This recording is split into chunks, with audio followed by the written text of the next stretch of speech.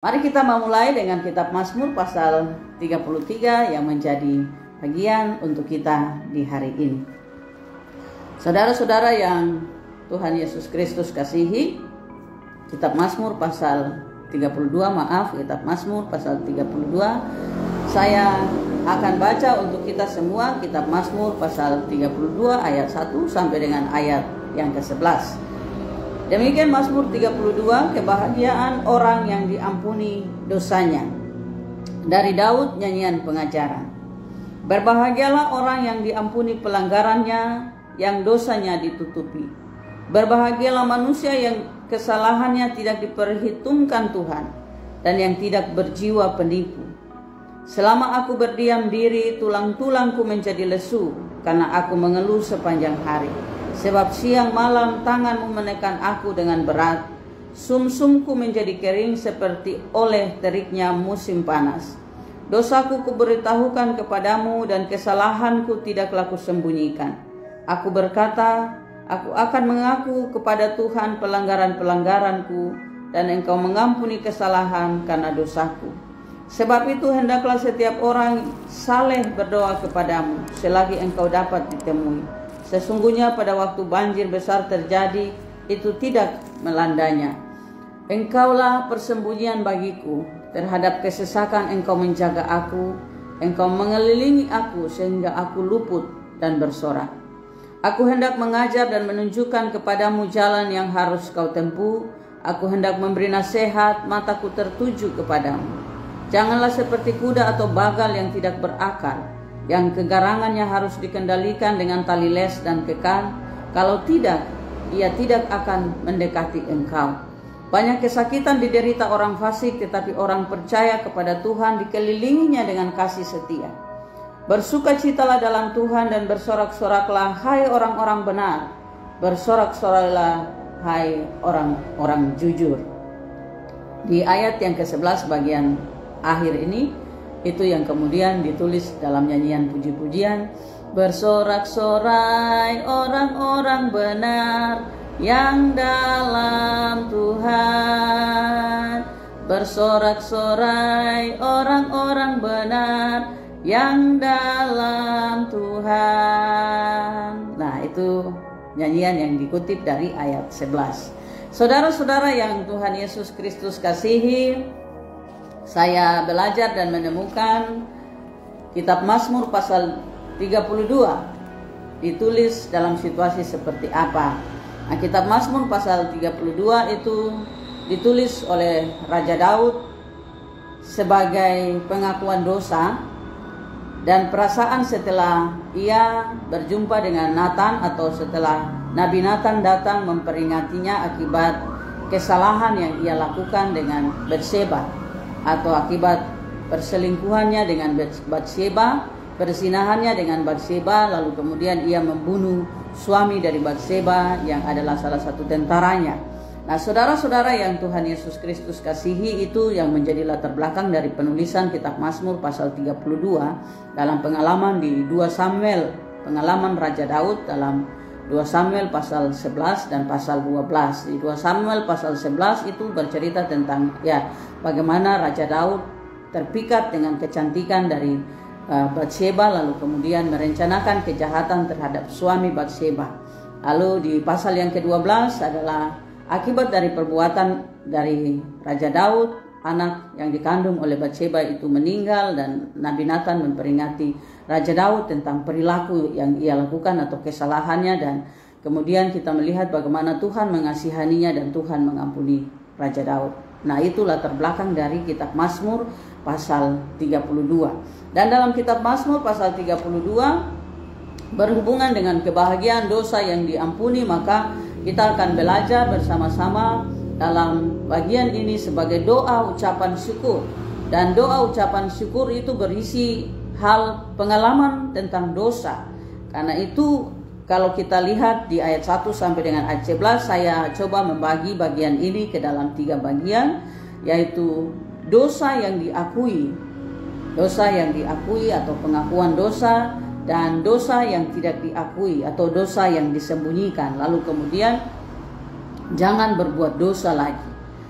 Apa akibat terhadap dosa yang diakui dan diampuni, dan akibat terhadap dosa yang disembunyikan, dosa yang tidak diakui dan disembunyikan. Dan setelah dosa diampuni, jangan berbuat dosa lagi. Itu kita lihat dalam bagian Mazmur 32 ini. Tapi kemudian harus mengucap syukur kepada Tuhan. Dalam pengucapan syukur kepada Tuhan itu jangan sekali lagi berbuat dosa. Itu yang mau kita pelajari.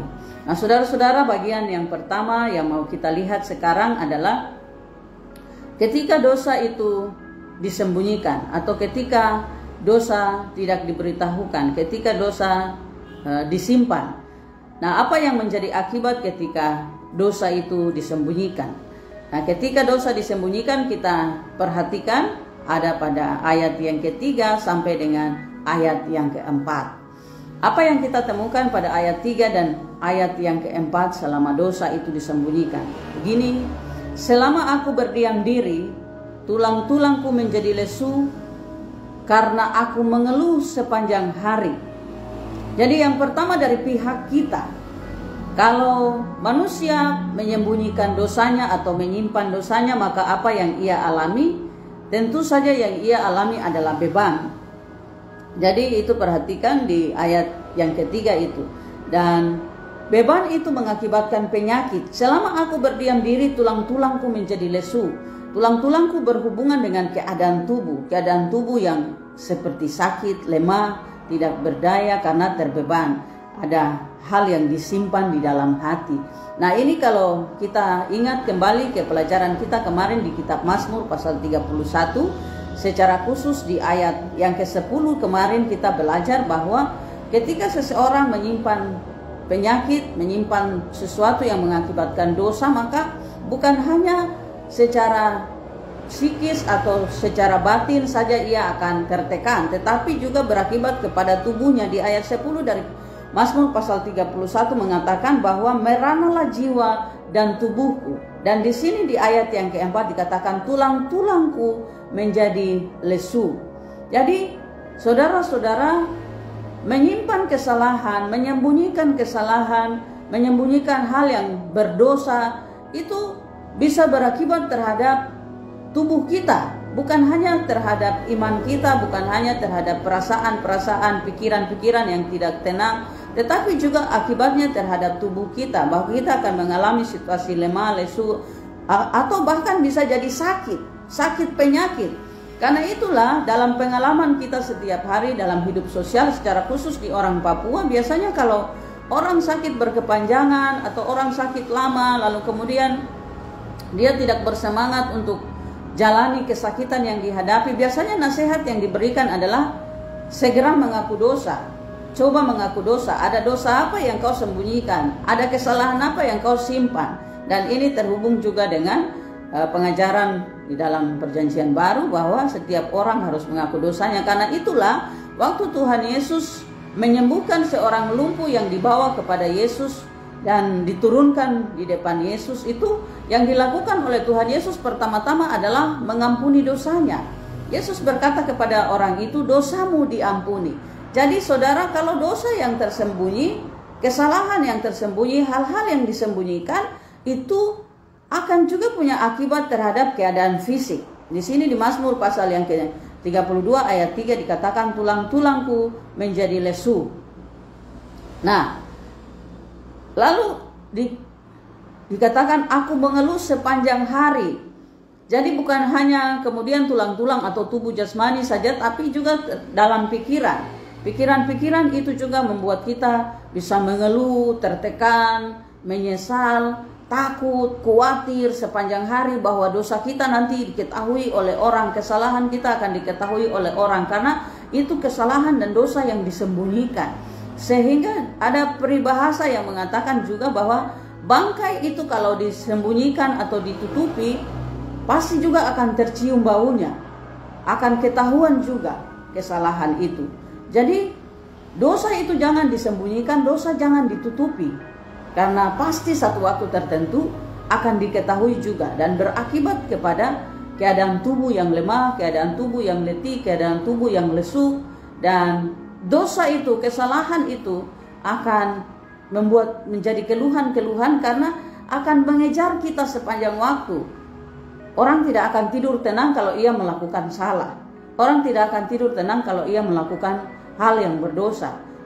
Mungkin saja ada orang yang merasa nyaman, tapi jujur saja bahwa ketika seseorang melakukan kesalahan atau hal yang membuat ia berdosa, saya percaya, yakin sekali bahwa orang ini pasti tidak akan tidur dengan tenang. Dan itu yang mengakibatkan ia akan kemudian juga sakit. Nah, mungkin saja bukan hal dosa, tapi tekanan-tekanan sehingga kita bilang ada orang yang stres, tidak mau mengakui apa yang menjadi beban pikirannya sehingga dia tidak mengalami ketenangan. Dia terus ada di dalam situasi beban, masalah, penderitaan-penderitaan yang menekan dia karena hal-hal ini dia simpan sendiri. Nah, itu. Yang kedua, selama kita tidak mengaku dosa, selama kita masih menyimpan kesalahan-kesalahan kita, hal-hal yang kita tahu itu bersalah, perhatikan bukan hanya dari pihak kita. Di ayat 3 itu tekanan-tekanannya dari pihak kita sendiri, dari diri kita sendiri. Tetapi di ayat keempat itu bahwa orang yang tidak mengaku dosa, orang yang menyimpan kesalahannya, itu juga mendapat tekanan dari Tuhan. Nah, ini kata-kata yang disampaikan oleh sang pemazmur di ayat 14. Sebab siang malam tanganmu menekan aku dengan berat, sumsumku menjadi kering seperti teriknya panas. Dari pihak Allah, orang yang mengaku dosa, orang yang menyimpan kesalahan, orang yang menyimpan dosa akan selalu mendapat tekanan, akan selalu ditekan. Karena tentu saja Allah kita itu adalah Allah yang kudus, Allah itu adalah Allah yang suci, Allah kita adalah Allah yang menginginkan kebenaran-kebenaran di hadapannya. Dan kalau orang yang percaya kepada Allah, orang yang percaya kepada Tuhan menyimpan dosa, tidak jujur di hadapan Tuhan, menyimpan kesalahan, tidak jujur di hadapan Tuhan, maka orang itu seperti ada di bawah tekanan Tuhan. Tuhan menekan dia, tekanan Tuhan, sehingga ia harus segera datang kepada Tuhan untuk mengakui dosanya. Ini pengalaman ini diceritakan oleh sang pemazmur karena oleh Raja Daud, karena selama ia belum melihat pengampunan Tuhan, selama Batseba masih mengandung dan anak yang dilahirkan itu sakit, selama itu ia terus puasa dan berdoa meminta pengampunan kepada Allah. Dan selama anak itu belum sembuh atau belum meninggal, kita baca di 2 Samuel pasal yang ke-12 bagaimana Raja Daud merasa bahwa Allah benar-benar menghukum dia.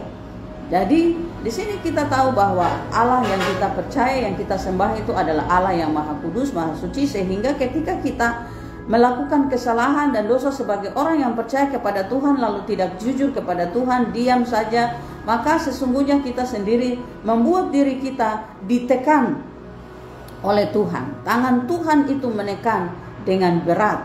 Bahkan Raja Daud menulis, sumsumku menjadi kering dan seperti oleh teriknya musim panas. Nah, ini saya juga melihat di dalam kitab Mazmur pasal 21, kalau kita perhatikan di sana ditulis juga bagaimana keluhan sang pemazmur di hadapan Tuhan.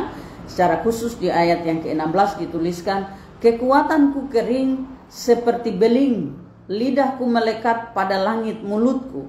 Jadi ketika kita tidak mengaku dosa, saudara, ada kehampaan, ada rasa hampa, kosong, tidak terhubung dengan Tuhan, ada kekeringan di dalam jiwa karena dosa yang disembunyikan, karena dosa yang tidak diakui di hadapan Tuhan. Nah, sehingga pengakuan dosa kepada Tuhan itu perlu dan amat sangat penting. Itu kewajiban orang percaya kepada Allah harus mengakui dosa di hadapan Tuhan secara langsung, berdoa sendiri atau juga minta hamba Tuhan untuk mendoakan apa yang kita lakukan sebagai dosa. Jangan sembunyikan sesuatu yang kita simpan, yang kita tahu itu adalah dosa. Kita harus melepaskan itu di depan Tuhan sehingga Tuhan mengampuni kita dari dosa kita. Nah, itu bagian yang pertama yang kita belajar tentang ketika dosa disembunyikan, apa akibatnya. Ketika dosa disembunyikan, akibatnya dua, dari sisi manusia dan dari sisi Tuhan. Waktu kita sembunyikan dosa kita, tentu kita tidak akan tenang, tidak akan bahagia, kita akan tertekan, kita akan ada dalam ketakutan-ketakutan, kita akan ada dalam situasi khawatir, tetapi tidak ada sesuatu yang bisa dirahasiakan. Seperti yang tadi saya katakan, bahwa ada peribahasa Indonesia yang mengatakan tidak ada bangkai yang tidak akan berbau. Karena itu satu waktu tertentu akan ketahuan bangkai yang disembunyikan itu karena bau atau karena tulang belulang yang ditemukan. Nah, karena itu saudara-saudara, kita patut mengaku dosa kita kepada Tuhan. Nah, yang kedua adalah kalau kita tidak mengaku dosa, bukan hanya saja kita yang tertekan, tetapi Tuhan akan menekan kita. Karena Ia adalah Allah yang harus dijumpai dalam kesucian, kemurnian. Karena itulah siapa yang boleh datang kepada Allah. Dalam Mazmur yang pasal 15 itu kita temukan bahwa orang yang boleh datang kepada Allah adalah orang yang bersih tangannya, orang yang tidak pendusta, tidak penipu, dan seterusnya. Karena itu apapun dosa harus diakui. Tidak ada yang namanya dosa besar, dosa kecil, dosa hitam, dosa putih. Dosa tetap dosa. Sehingga kita harus jujur kepada Tuhan tiap-tiap hari, tiap-tiap waktu tentang kesalahan sekecil apapun itu berarti dosa. Karena kesalahan melanggar peraturan-peraturan, pelanggaran-pelanggaran itu mengakibatkan dosa. Nah, itu bagian yang pertama. Bagian yang kedua adalah ketika kita mengaku dosa atau dosa yang diakui. Pengampunan terhadap dosa yang diakui. Di ayat yang pertama, kedua, dan ayat yang kelima itu kita temukan tentang dosa yang diakui. Lalu kita akan melihat bagaimana supaya jangan berbuat dosa lagi. Nah, bagian yang kedua kita baca. Berbahagialah orang yang diampuni pelanggarannya, yang dosanya ditutupi. Berbahagialah manusia yang kesalahannya tidak diperhitungkan Tuhan, dan yang tidak berjiwa penipu. Dosaku kuberitahukan kepadamu, dan kesalahanku tidaklah kusembunyikan. Aku berkata, aku akan mengaku kepada Tuhan pelanggaran-pelanggaranku, dan engkau mengampuni kesalahan karena dosaku. Nah, saudara-saudara yang Tuhan kasihi, pasti sekali kita tahu bahwa rasa yang pertama kita akui adalah rasa yang pertama kita alami ketika mengaku dosa adalah pasti ucapan syukur, pasti senang. Ketika kita tanya bagaimana perasaan setelah kita berdoa, ada yang bilang, ya sekarang saya rasa lebih tenang, sekarang saya rasa lebih damai, sekarang saya rasa lebih bebas, sekarang saya rasa terima kasih sama Tuhan karena saya sudah diampuni. Dan tentu saja pengampunan dosa itu bagus sekali, karena dengan pengampunan dosa kita merasa bahwa kita itu dimengerti. Orang yang menerima pengampunan dosa menjadi orang yang dimengerti oleh Tuhan. Orang yang diampuni dosanya kita bilang kita menjadi orang yang dipahami oleh Tuhan.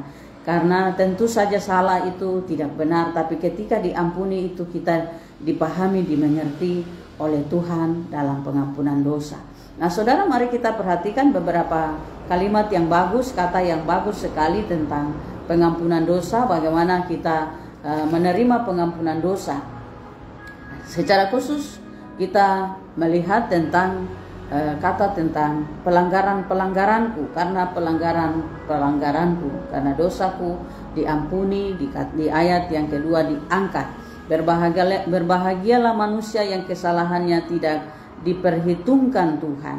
Di sini saudara kita melihat bahwa dosa yang tidak diperhitungkan Tuhan diampuni, diangkat oleh Tuhan, itu artinya beban yang dilepaskan oleh Tuhan, beban yang diangkat oleh Tuhan. Sehingga bagian ini juga dipinjam oleh Rasul Paulus, dikutip kembali oleh Rasul Paulus dalam surat Roma pasal yang keempat, ayat yang ke-5 sampai dengan ayat yang ke-8. Kita lihat bagaimana Rasul Paulus mengutip Mazmur pasal 32 untuk memberi penguatan tentang nasihatnya dalam surat Roma pasal yang ke-4, ayat yang ke-5 sampai dengan ayat yang ke-8, ketika Rasul Paulus memberi pengajaran tentang iman dan belajar dari iman Abraham yang dibenarkan oleh iman. Di ayat yang ke-5 sampai dengan ayat 8 dalam Roma pasal 4 ditulis demikian. Tetapi kalau ada orang yang tidak bekerja namun percaya kepada Dia, Yesus Kristus yang membenarkan orang durhaka, imannya diperhitungkan menjadi kebenaran. Seperti juga Daud menyebut berbahagia orang yang dibenarkan Allah bukan berdasarkan perbuatan. Berbahagialah orang yang diampuni pelanggaran-pelanggarannya dan yang ditutupi dosa-dosanya. Berbahagialah manusia yang kesalahannya tidak diperhitungkan Tuhan. Nah, saudara, bagian ini disampaikan oleh Rasul Paulus juga dengan meminjam Mazmur pasal 32 ini dengan pengajaran supaya kita jangan berpikir bahwa supaya dosa kita diampuni, kita harus menunjukkan dalam perbuatan-perbuatan kita. Artinya kita melakukan hal-hal ini, itu, dan seterusnya supaya kita diampuni ketika kita melakukan kesalahan. Tidak. Belajar dari pengalaman sang pemazmur, pengakuan dosa yang sungguh-sungguh adalah benar-benar duduk di hadapan Tuhan, benar-benar menangis di hadapan Tuhan, benar-benar jujur di hadapan Tuhan, dan tidak kembali lagi kepada kesalahan yang sama. Itu pengakuan yang jujur. Sehingga bukan berdosa lalu melakukan hal ini dan itu supaya dosa kita diampuni. Tidak. Jadi kalau kita hubungkan dalam hidup kita hari-hari ini atau dewasa ini dalam kehidupan kekristenan, mungkin ada orang yang melakukan kesalahan lalu dia berpikir, karena saya sudah bersalah sama Tuhan dan supaya Tuhan ampuni kesalahan saya harus rajin beribadah. Oke, itu benar. Tapi saudara, ketika kita rajin beribadah, tapi hidup kita, karakter kita, perilaku kita masih tetap saja melakukan kesalahan-kesalahan, maka perbuatan-perbuatan itu tidak pernah akan membebaskan kita dari dosa, karena berdasarkan iman kita kepada Allah di dalam Kristus Yesus. Sebab yang punya hak dan yang punya kewenangan kuasa penuh untuk bisa mengampuni dosa adalah Tuhan di dalam Yesus Kristus. Karena itulah mengapa Yesus dibenci oleh orang-orang Yahudi, orang-orang Farisi, ketika Yesus melakukan penyembuhan terhadap orang lumpuh tadi yang saya katakan, orang lumpuh yang dibawa kepada Yesus untuk disembuhkan, diturunkan di depan Yesus saat orang banyak sekali. Lalu yang dikatakan oleh Yesus pertama-tama kepada orang itu adalah, dosamu diampuni. Lalu orang Yahudi bilang, atas dasar apa dan dengan hak dari mana orang ini atau Yesus memberikan pengampunan? Sebab yang bisa memberi pengampunan hanyalah Allah saja. Karena itu saudara-saudara, perbuatan-perbuatan yang kita lakukan bukan perbuatan-perbuatan supaya mendapat pengampunan dosa. Tapi perbuatan-perbuatan yang kita lakukan adalah pembuktian bahwa kita bersyukur kita telah diampuni, bahwa kita bersyukur untuk pengampunan dosa yang kita terima. Jadi pembuktian itu kita kemudian akan belajar ketika kita sudah diampuni, bagaimana supaya kita tidak berbuat dosa lagi dan jangan berbuat dosa lagi. Itu yang kita pelajari. Nah, mengaku dosa itu adalah satu kebahagiaan. Bagian ini bagus sekali karena kita percaya bahwa Allah di dalam Tuhan Yesus Kristus itu telah mengampuni dosa-dosa kita.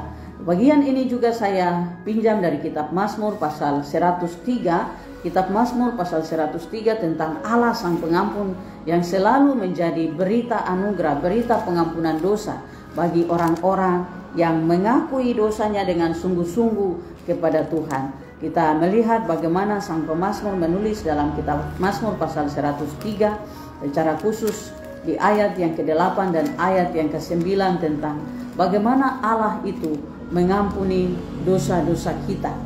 Di Mazmur pasal yang ke-103 dituliskan bahwa Tuhan itu penyayang, pengasih dan penyayang, panjang sabar dan berlimpah kasih setia. Tidak untuk selama-lamanya ia mendendam, dan ia adalah Allah yang mengasihi kita.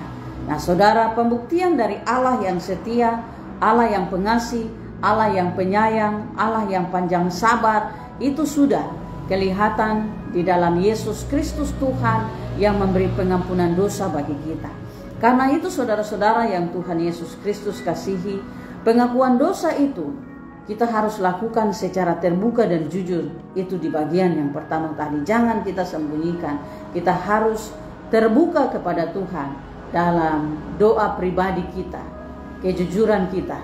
Tapi juga jujur kepada Tuhan secara terbuka melalui hamba-hamba Tuhan. kepada hamba-hamba Tuhan kita mengakui kesalahan kita. Kenapa kita harus sembunyi kesalahan kita? Kalau kita sembunyi kesalahan kita, sekali lagi di pengajaran di bagian yang pertama tadi, itu akan menekan kita. Dosa itu akan mengejar kita. Dosa itu akan menjadi beban bagi kita. Tapi kalau kita mengakuinya, maka itu akan diangkat oleh Tuhan. Dan kata diangkat itu artinya dilepaskan, dibebaskan oleh Tuhan dari pengakuan dosa kita. Nah, itu yang kita belajar di bagian yang kedua tentang mengaku dosa. Itu satu kebahagiaan. Mengaku dosa adalah kebahagiaan. Karena dengan mengaku dosa kita akan dibebaskan oleh Tuhan. Seperti ayat yang kelima yang berkata, dosaku kuberitahukan kepadamu dan kesalahanku tidaklah kusembunyikan. Aku akan berkata kepada Tuhan, pelanggaran-pelanggaranku, dan engkau mengampuni kesalahan karena dosaku. Nah, itu yang telah kita pelajari sebagai bagian yang kedua. Dan bagian yang ketiga, saudara-saudara, bagian yang ketiga adalah jangan berbuat dosa lagi. Kata ini sangat terkenal sekali yang diucapkan oleh Tuhan Yesus sendiri. Dan untuk kita dalam gereja-gereja Protestan, gereja-gereja GKI, ketika kita melakukan perjamuan kudus, kita diberi perintah dengan nasihat untuk menerima roti dan anggur sebagai lambang tubuh dan darah Kristus. Setelah itu kita diberi pesan, pergilah dan jangan berbuat dosa lagi. Ini kata-kata yang kita kutip dari apa yang disampaikan oleh Tuhan Yesus kepada perempuan yang kedapatan berbuat zina dalam Injil Yohanes pasal yang ke-8, tentang perempuan yang kedapatan berbuat salah dihakimi, lalu Yesus Kristus sendiri berkata kepada perempuan itu setelah Tuhan Yesus bilang, aku pun tidak menghukum engkau, pergilah dan jangan berbuat dosa lagi. Nah, saudara-saudara, mari kita belajar dalam kitab Mazmur pasal 32 bagaimana setelah dosa diampuni oleh Tuhan, apa yang harus dilakukan. Kita mulai dari ayat yang ke-6. Di ayat yang ke-6, sang pemazmur memberi nasihat. Dalam pengalaman pribadinya dia menulis, sebab itu hendaklah setiap orang saleh berdoa kepadamu selagi engkau dapat ditemui. Nah, saudara, ini berhubungan dengan pengakuan dosa sang pemazmur kepada Nabi Natan, supaya Nabi Natan menyampaikan kepada Tuhan permohonan pengakuan dosa dari sang pemazmur. Dan juga dia secara pribadi menyadari dirinya sebagai orang yang sebenarnya sebelum melakukan kesalahan ini, sebelum melakukan dosa persinahan ini dengan Betsheba, ia adalah Raja Daud sendiri menyadari dirinya adalah orang saleh di hadapan Tuhan, orang yang ada di hadapan Tuhan, tetapi ia telah melakukan kesalahan. Karena itu baik orang saleh yang mewakili sang pemazmur Raja Daud maupun dirinya sendiri harus datang kepada Tuhan mengaku dosanya selagi Tuhan dapat ditemui. Nah, ini kita hubungkan dengan Yesaya pasal 55 ayat yang ke-6, di mana dikatakan berserulah kepada Tuhan selama ia berkenan ditemui. Berserulah kepada Tuhan selama ia berkenan ditemui, selama ia dekat. Carilah Tuhan selama ia berkenan ditemui, dan berserulah kepadanya selama ia dekat. Nah, sekali lagi dalam pemahaman saya, jika bagian ini mengatakan carilah Tuhan selama ia berkenan ditemui, berserulah kepadanya selama ia dekat, maka ada waktu di mana Tuhan tidak berkenan ditemui. Ada waktu di mana Tuhan jauh ketika kita mencari dan memanggil Tuhan. Nah, karena itu selama Tuhan dekat, selama ia ada, selama ia berkenan ditemui, temuilah Tuhan dalam pengakuan dosa. Bagaimana perkenangan Tuhan atas orang yang mau menjumpainya. Perkenangan Tuhan sajalah yang melayakkan kita untuk datang kepadanya. Karena itu, saudara, setelah pengakuan dosa, mari kita menyadari bahwa jangan lagi kembali melakukan dosa lagi, jangan lagi kembali melakukan hal yang sama lagi. Nah, juga di dalam Injil Yohanes pasal 15 ayat yang ke-14, Injil Yohanes pasal yang Injil Yohanes pasal yang ke-5 ayat yang ke-14, ini secara khusus Yesus melakukan penyembuhan di kolam Bethesda. kepada orang lumpuh yang sudah tinggal di situ selama 30 tahun dan tidak pernah sembuh. Lalu Yesus menyembuhkan orang itu, dan pesan Yesus kepada orang itu adalah jangan berbuat dosa lagi supaya tidak terjadi yang lebih buruk lagi kepadamu. Nah, kalau di Injil Yohanes pasal 11 kepada perempuan yang kedapatan berbuat zina itu, Yesus berkata, pergilah dan jangan berbuat dosa lagi, mulai dari sekarang. Itu karena perempuan ini melakukan dosa perzinahan yang dilakukan terus menerus, berulang kali, sehingga ia mau dihukum oleh orang-orang Yahudi sesuai dengan hukum Yahudi, hukum Taurat, bahwa orang yang kedapatan berzina harus dilempari dengan batu sampai mati. Dan itu artinya perbuatan dosa yang pasti akan berulang dilakukan oleh perempuan ini. Dan ini menjadi wakil dari perbuatan dosa yang bisa berulang kali kita lakukan, berulang kali terjadi lagi. Jadi sudah diampuni tapi mau ulang lagi. Dan itu karena itu Yesus bilang, aku pun tidak menghukum engkau, pergilah dan jangan berbuat dosa lagi. Saudara, jangan menganggap enteng dosa. Jangan menganggap enteng kesalahan, lalu dengan mudah melakukan dosa lagi, sebab secara khusus kepada orang yang berbuat dosa di pasal 5 Injil Yohanes, ketika Yesus menyembuhkan dia di kolam Bethesda itu, Yesus berkata untuk orang itu, jangan berbuat dosa lagi supaya jangan terjadi yang lebih buruk kepadamu. Nah, kalau terjadi yang lebih buruk kepadamu, maka dosa sudah diampuni tapi berulang kali, maka itu menjadi akibat dari orang yang tidak mau berbalik, tidak mau melakukan, tidak bertobat dengan sungguh-sungguh, hanya seperti menyesal kemudian melakukan ulang lagi. Kalau bertobat itu artinya kembali 180 derajat, berputar 180 derajat, berbeda dengan menyesal. Menyesal itu hanya ada di pikiran, tapi tidak masuk sampai ke hati dan tindakan. Tapi bertobat itu artinya menyadari di pikiran, masuk ke dalam hati, direnungkan, lalu kemudian timbul dalam perbuatan, yaitu tidak melakukan lagi. Itu artinya bertobat. Jadi orang yang melakukan dosa ketika sudah diampuni harus benar-benar bertobat. Nah, itu yang kita lihat di ayat yang ke-6. Lalu mari perhatikan, kita menemukan lagi bagian ini di ayat yang ke-9. Di ayat yang ke-9 dikatakan, janganlah seperti kuda atau bagal yang tidak berakal, yang kegarangannya harus dikendalikan dengan tali les dan kekang, kalau tidak ia tidak akan mendekati engkau. Jadi ini ada kelakuan, karakter, perilaku dari binatang yang dipakai sebagai perumpamaan oleh sang pemazmur dalam kelakuan mereka. Jadi bagal itu adalah hasil perkawinan silang dari kuda dan keledai, dari kuda dan keledai, sehingga jadilah binatang yang namanya bagal. Nah, saudara, kuda dengan keledai atau kuda dengan bagal itu adalah binatang yang sangat gesit, sangat lincah, yang punya kekuatan dalam diri mereka itu sangat kuat, binatang yang sangat kuat sendiri, dan selalu mau melakukan keinginannya,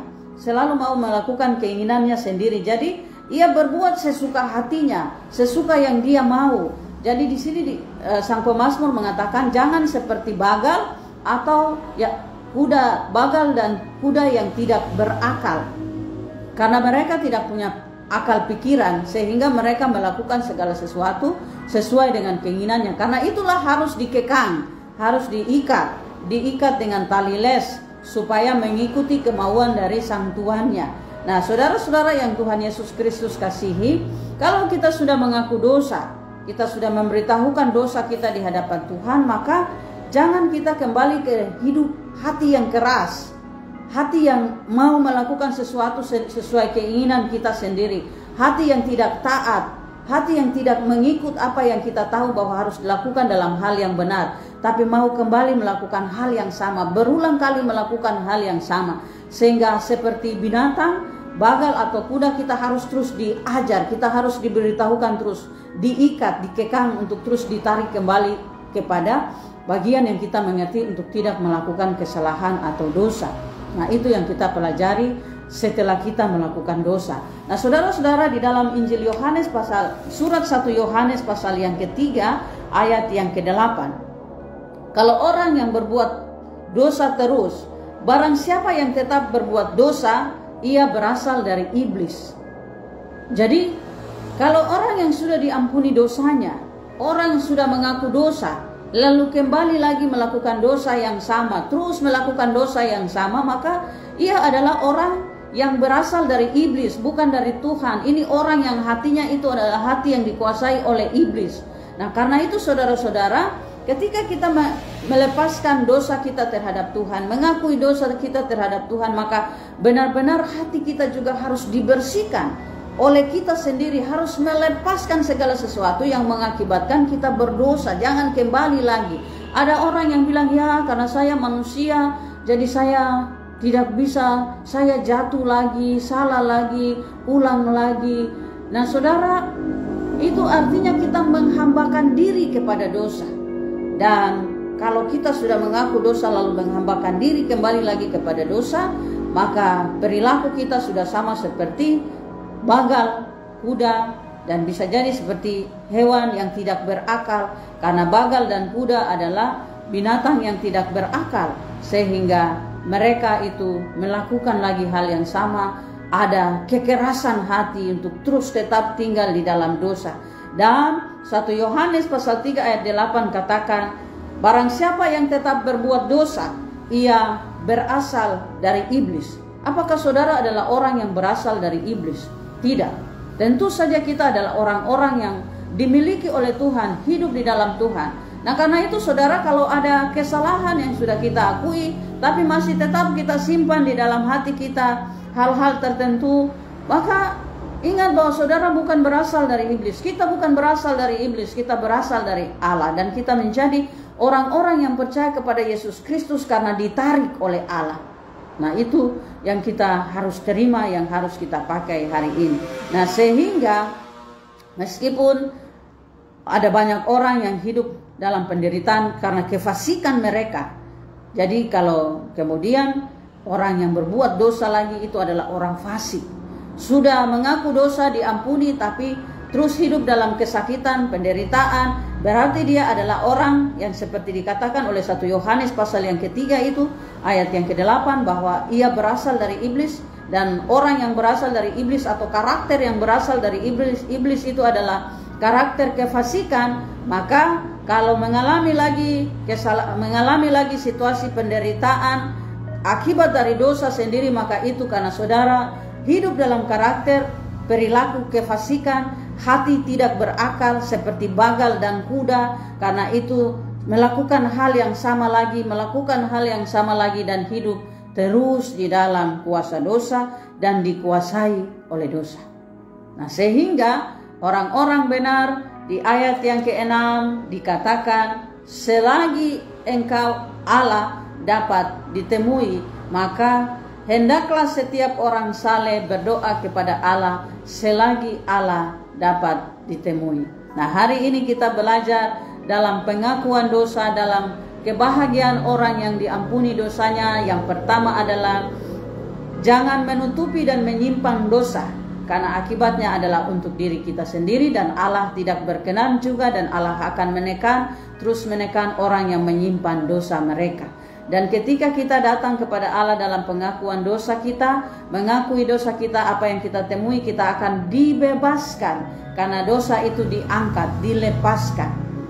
Tapi pesannya adalah yang ketiga, setelah dibebaskan jangan menjadi seperti bagal, jangan menjadi seperti kuda yang tidak berakal, jangan akan menjadi seperti orang fasik yang terus hidup di dalam dosa, kembali ke dosa yang sama lagi. Sebab orang yang terus kembali kepada dosa yang sama adalah orang-orang yang berasal dari iblis, bukan berasal dari Tuhan, tapi orang-orang yang berasal dari iblis. Nah, saudara-saudara yang Tuhan kasihi, itulah hal-hal yang kita pelajari hari ini dari kitab Mazmur pasal yang ke-32. Tuhan Yesus memberkati kita. Dan sebelum kita mengakhiri bagian ayat Alkitab, untuk menambahkan kitab Mazmur pasal 32 yang menjadi kekuatan dasar kita percaya kepada Tuhan Yesus, ada di dalam Tuhan Yesus Kristus. Di 2 hari kemarin kita menerima Injil Yohanes pasal 17 ayat 20, bahwa Yesus telah mendoakan kita, Yesus telah berdoa bagi saya. Dan hari ini serta 2 hari ke depan kita akan belajar dari Injil Yohanes pasal yang ke-6 ayat 44. Injil Yohanes pasal 6 ayat 44 adalah kata-kata Tuhan Yesus sendiri yang membantah, memberitahukan kepada orang Yahudi yang bersungut-sungut tentang banyak orang yang datang mengatakan bahwa Yesus itu mengatakan dirinya adalah roti hidup, roti yang memberi kehidupan, makanan yang memberi kehidupan. Di ayat 44 Injil Yohanes pasal 16 Tuhan Yesus berkata, tidak ada seorang pun yang dapat datang kepadaku jikalau tidak ditarik oleh Bapakku. Nah, karena itu saudara boleh ketik di kolom komentar atau juga di tanggapan tentang saya ditarik oleh Allah kepada Yesus Kristus. Jadi saya percaya kepada Yesus Kristus karena Allah menarik saya. Bisa dua itu, saya ditarik oleh Allah kepada Yesus Kristus, atau saya percaya kepada Yesus Kristus karena ditarik oleh Allah. Ini penting sekali saudara-saudara. Kalau Injil Yohanes pasal 17 ayat 20 kasih tahu kita bahwa Tuhan Yesus sudah mendoakan kita, maka sekarang Tuhan Yesus juga memberitahukan bahwa bukan hanya berdoa untuk kita, tapi atas dasar kita ditarik oleh Allah kepada Yesus Kristus, percaya kepada Yesus Kristus oleh pekerjaan Allah sendiri, maka Yesus kemudian mendoakan kita. Yohanes pasal 6 ayat 44. Tidak ada seorang pun yang dapat datang kepadaku jikalau tidak ditarik oleh Bapakku. Saya percaya kepada Yesus Kristus karena ditarik oleh Allah. Tuhan Yesus Kristus memberkati kita hari ini dalam kekuatan pengakuan dosa yang kita sampaikan kepada Tuhan. Sebab tidak ada seorang pun yang tidak berbuat dosa, tidak ada seorang pun yang tidak bersalah. Kita semua adalah orang-orang yang berdosa dan bersalah. Tapi di dalam nama Yesus Kristus kita menerima pengampunan dosa itu. Karena itu Yesus berkata kepada perempuan yang kedapatan bersinah itu, pergilah dan jangan berbuat dosa lagi. Dan kepada laki-laki orang lumpuh yang disembuhkan di kolam Bethesda, Tuhan Yesus berkata, jangan berbuat dosa lagi, supaya jangan terjadi yang lebih buruk kepadamu. Demikian nasihat firman Tuhan untuk kita. Tuhan Yesus memberkati kita.